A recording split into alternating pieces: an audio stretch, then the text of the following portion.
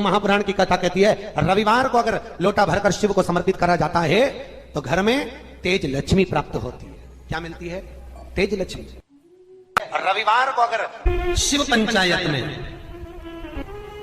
गुड़, चावल, लाल फूल और लाल मिर्ची के 11 दाने पानी के कलश में तांबे के लोटे में लेकर हाथ को ऊंचा कर नेत्र, नासिका, वक्षस्थल के सम्मुख में जो सूर्य नारायण को अर्घ देता है, जल चढ़ाता है, पर जो सूर्य को अर्घ रविवार के दिन दे देता है, अगले रविवार तक पैसे की आवक आना प्रारंभ हो जाती है। जो आज तक फोन नहीं उठाता वो फोन उठाना चालू कर देता है।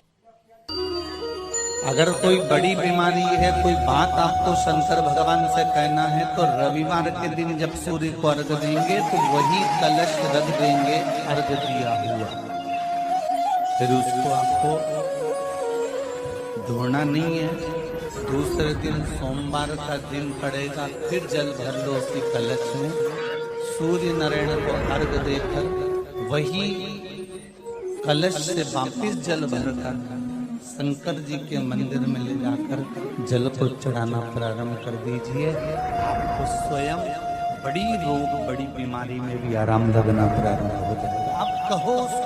अब एक बात सावधानी से सुनिएगा, शायद शिव महापुराण के माध्यम से अभी तक ये बात सामने नहीं आई, पर शिव पंचायत कथा में आ रही है तो सावधानी से सुनना। एक प्रश्न हमारे भीतर खड़ा होता है, जब हम सूर्य नारायण भगवान को अर्घ देते हैं, जल चढ़ाते हैं, तो वो जल पृथ्वी पर जब गिरता है तो उसके छींटे हमारे शरीर पर लगते हैं। क्या वो ठीक है? क्या वो श्रेष्ठ है? तो शिव महापुराण की कथा कहती है जब हम सूर्य को अर्घ देते हैं, सूर्य को जल चढ़ाते हैं, वो पानी जब पृथ्वी पर गिरता है उसके छींटे हमारे शरीर पर लगते हैं तो वो श्रेष्ठता का भाव निर्मित करते हैं, वो गलत नहीं हो सकता। कारण अब वो भी समझ लीजिए।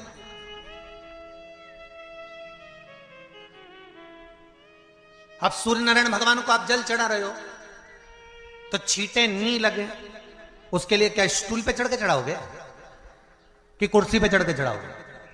अरे बोलो तो सही।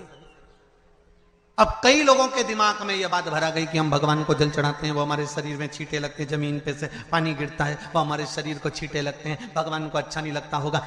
कौन ने कहा? पहले तो उसको पकड़ के ला। मेरे राम जी महाराज, मेरे भगवान कृष्ण,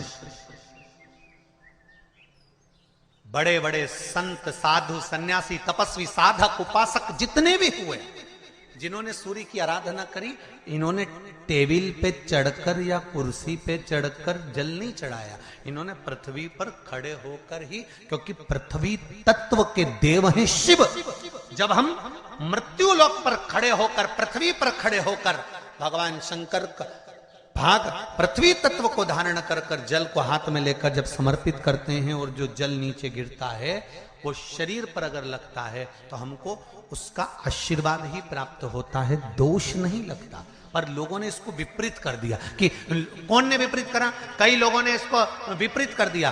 कौन ने विपरीत करा? तो जो दूसरे धर्म के लोग होते हैं, जिनको हिंदू धर्म से नफरत होती है और जो हिंदू धर्म की पूजन, सेवा, अर्चना को समाप्त करना चाहते हैं, वो धीरे धीरे धीरे धीरे कहने लगे कि सूर्य को जल चढ़ाओगे तो शरीर में लगेगा, शरीर में लगेगा तो दोष लगेगा। इसको कह कहकर घर घर में सूर्य को जल चढ़ाना लोगों ने बंद कर दिया कि आप जल चढ़ाएंगे तो दोष लगेगा, शरीर पे छींटा लगेगा, शरीर को ऐसा लगेगा। ये दोष नहीं है। कितनी सुंदर बात है महाराज। सूर्य नारायण भगवान को जब जल चढ़ाया जाता है, हाथ सिर से 8 इंच की दूरी पर होना चाहिए। जम के बोलिए, सिर से कितना ऊंचा होना चाहिए? 8 इंच ऊपर अपना हाथ होना चाहिए मस्तक से सूर्य को जल चढ़ाते समय। और ना चांदी का, ना स्टील का, ना लोहे का, ना प्लास्टिक का, ना कांच का, ना सोने का कोई बर्तन, ना कांसे का, ना एल्युमिनियम का,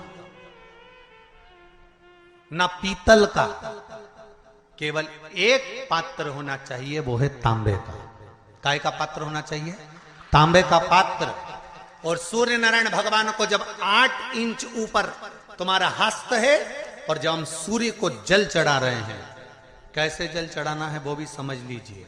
अगर कोई कैंसर का मरीज है, जिसके चेस्ट में कैंसर आ गया हो, लेफ्ट में राइट में कहीं पर कैंसर आ गया हो, या कोई गठान आ गई हो, तो महाराज आप जल चढ़ाते समय उस जल की धार को सूर्य भगवान को जब चढ़ा रहे हो तो धार आपकी गठान की ओर जाना चाहिए, जिससे सूर्य की किरण उस जल में से आपके उस स्थान पर पड़े, उस जगह पर पड़े जहां पर गठान है। महाराज आप लगातार जल तो चढ़ाना चालू करो, अच्छे अच्छे डॉक्टर फेल हो जाएंगे और कह देंगे गठन ठीक हो गई। आपका लीवर और किडनी गड़बड़ कर रहा है, आप प्रतिदिन आपका स्वास्थ्य गड़बड़ रहता है, आप प्रतिदिन ये ज्योतिष शास्त्र के अंतर्गत, रत्न शास्त्र के अंतर्गत, ये रत्न शास्त्र, ज्योतिष शास्त्र, रंग शास्त्र जो हमारे यहाँ है, रंगों के हिसाब से ये जितने रत्न होते हैं, माणिक हुआ, मोती हुआ, नीलम हुआ, मूंगा हुआ, पुखराज हुआ, ये क्यों कहते हैं ये पीला है, ये सफेद है, ये नीला है, ये लाल है, इसको शरीर में क्यों पहनाते हैं? उसका कारण होता है कि जब शरीर में पहनते हैं सूर्य की किरण उसमें पड़ती है, हमारे शरीर पर वो कलर का इफेक्ट पड़ता है, उस कलर को शरीर पर लगता है, और शरीर पर लगता है तो हमारा शरीर धीरे धीरे, हमारी जो इंद्रियां हैं वो सही होने लगती हैं, काम सही होने लगता है। तो आप कहते हो ना सब, मैं कौन सा नक पहनूं, मैं कौन सा मोती पहनूं, मैं कौन सा पुखराज पहनूं, मैं कौन सा नीलम पहनूं, वो ज्योतिष शास्त्र के अंतर्गत, रत्न शास्त्र के अंतर्गत जितने रत्न हम पहनते हैं ये केवल उस किरण के लिए ही तो पहनते हैं कि जो सूर्य की किरण मिले, उस किरण का प्रभाव हमारे शरीर पर पड़े। तो इन सबसे अच्छा है कि सुबह शंकर भगवान का नाम लो, तांबा का लोटा में जल भरो, 8 इंच ऊपर सिर से हाथ होना चाहिए, और सूर्य नारायण भगवान का दर्शन साधारण नहीं, जो जल तुम चढ़ा रहे हो वो जल की जो धार आ रही है उसमें सूर्य का दर्शन होना चाहिए, तो कैंसर की बीमारी कभी नहीं हो सकती। लीवर, किडनी, हार्ट, आपके हार्ट में अगर तकलीफ है, डॉक्टर ने कह दिया कि इसमें नस चोक है, आपको कहीं ना कहीं छल्ला डलेगा, आपको कह दिया इसमें कुछ ना कुछ प्रॉब्लम आ रही है, आप सूर्य को अर्घ देना चालू कर दो, सूर्य को जल चढ़ाना चालू कर दीजिए। आप सूर्य को जल चढ़ाओ, वो जल की जो तरंग आ रही है, वो जल जो निकल कर जा रहा है, उसकी जो किरण आपके हृदय पर, आपकी छाती पर पड़ रही है, नाड़ियों में पड़ रही है, नसों में पड़ रही है, उसका बल देखो तो सही। 1 महीना लगातार चढ़ाओ तो 15 दिन 20 दिन कर तो देखो।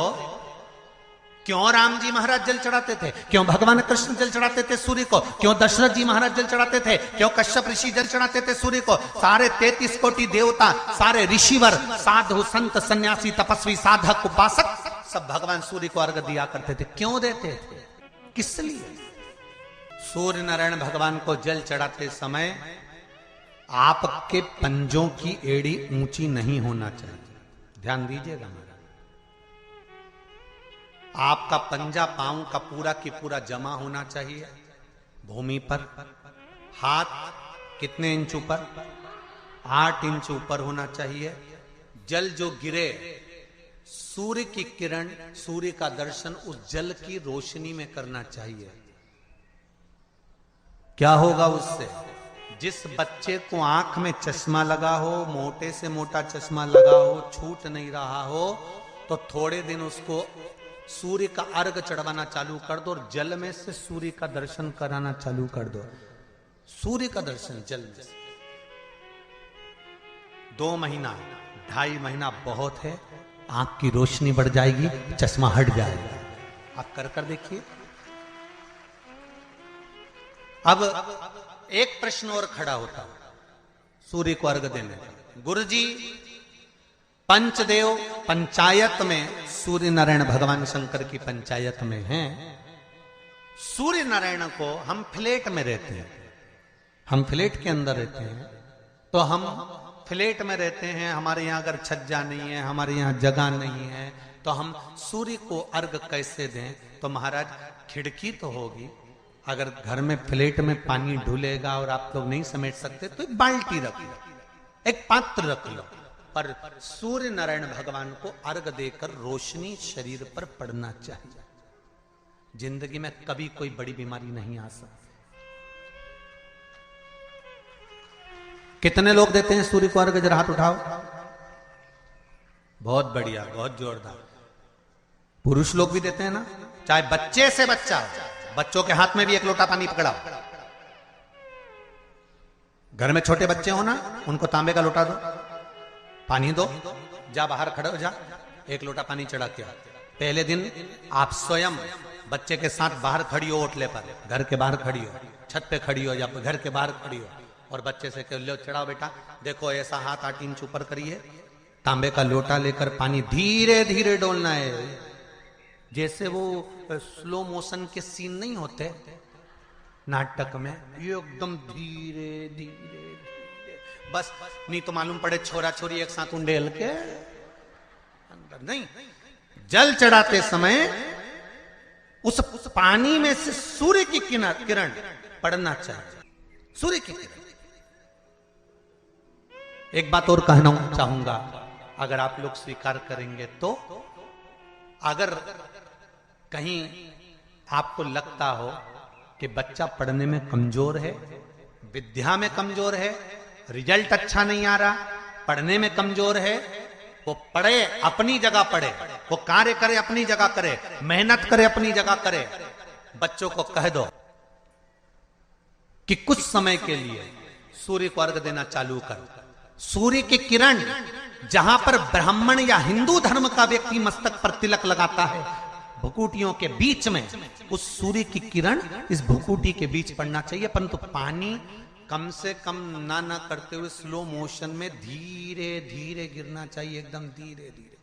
तो यहां एक रेखा सूर्य की किरण से पड़ती है।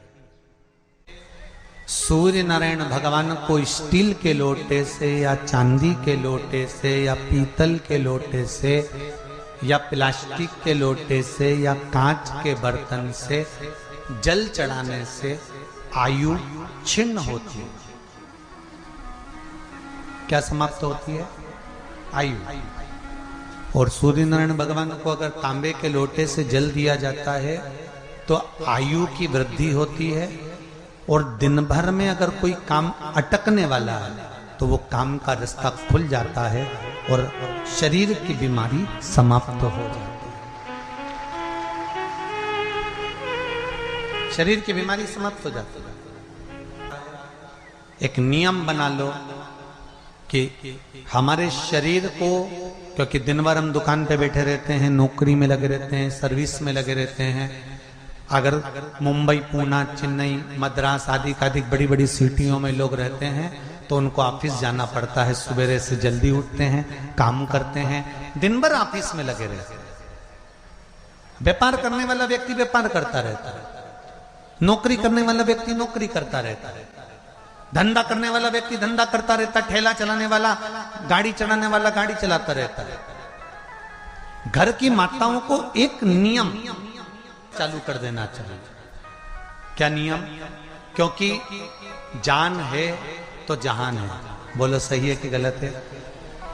शरीर में रोग आ गया, बीमारी आ गई, और तुमने 5 लाख रुपए महीना भी कमाया, मान लो, एक सरल भाषा में समझ लो, 5 लाख रुपए महीना तुम कमा रहे हो, 4 लाख रुपए महीना तुम कमा रहे हो, और शरीर में बीमारी आ गई।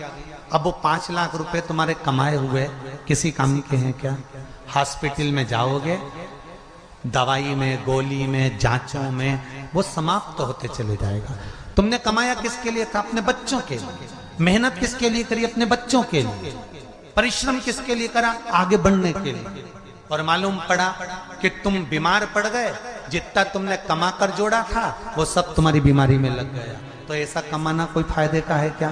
कमाओ, दिल से कमाओ, जितनी तुम्हारी कैपेसिटी है उससे दुगना कमाओ, पर उसके साथ एक काम चालू करो कि तुम अंतिम क्षण तक, जब मौत तुम्हारे दरवाजे पर आए, तुम्हारी उम्र जब पूरी हो, तब तक भी तुम बीमार नहीं पड़ो। उसके लिए एक काम चालू कर दो, हमें तांबे के लोटे में पानी भरना है, सिर से 8 इंच ऊपर रखना है, सूर्य को अर्घ देना है, और जो पानी नीचे गिरेगा उस पानी में से सूर्य का दर्शन करना है। वो पानी जब हमारे शरीर के इस हृदय रेखा के सम्मुख से, इस कपाल रेखा के बीच में से, मध्य से उस पानी की धार जब सूर्य की किरण देगा